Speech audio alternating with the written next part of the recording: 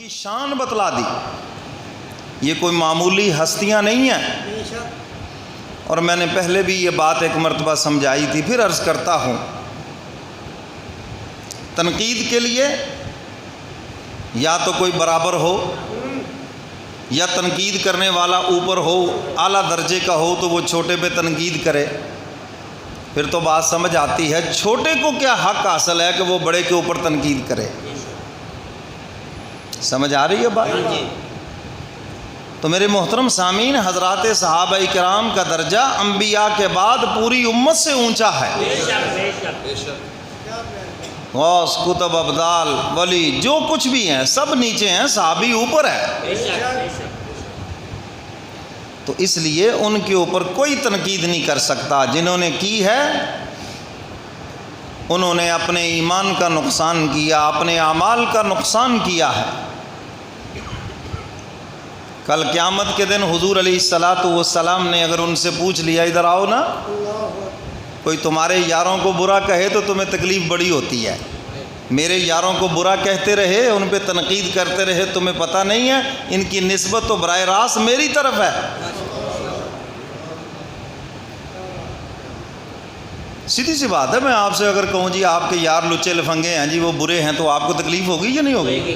ہیں یار وہ فلاں موقع پہ میرے ساتھ ایسے اچھا سلوک کیا، ایسے کیا، ایسے کیا، آپ اتنی باتیں کریں گے، آپ تو بیٹے سے بھی لڑ پڑیں گے. تم میرے دوستوں کو برا کہہ رہے ہو، اور جو حضور کے دوستوں کو برا کہے اس سے بھی زیادہ برا کو دھرتی کے اوپر ہے. تو میرے محترم سامعین، حضرات صحابہ کرام کی عظمت، شان اللہ کے قرآن نے بیان فرمائی ہے. فرمایا الذین آمنوا وہاجروا وجاہدوا فی سبیل اللہ باموالہم وانفسہم.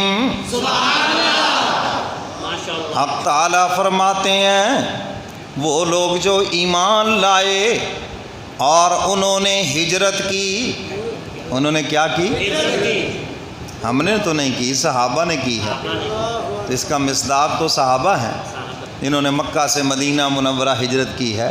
اور وہ ہجرت دنیا کے لیے نہیں، دین کے لیے تھی.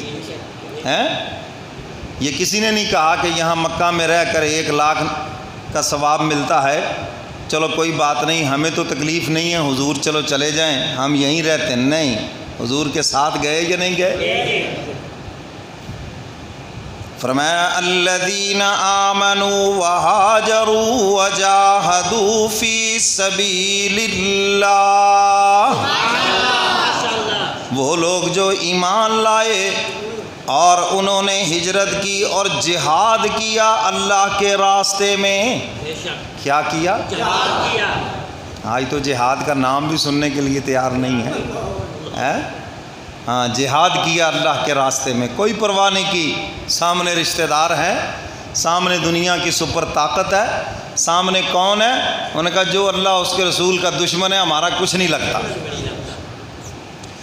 وَجَاهَدُوا فِي سَبِيلِ اللَّهِ بِأَمْوَالِهِمْ وَأَنفُسِهِمْ أَعْظَمُ دَرَجَةً عِندَ اللَّهِ. اللہ کے راستے میں جہاد کیا، اپنے مال سے بھی اور اپنی جان سے بھی. مال مانگا، مال قربان کر دیا، جان مانگی، جان قربان کر دی. اور تم نے دیکھا نہیں جان قربان کرنے کے لیے کتنے جتن کیے.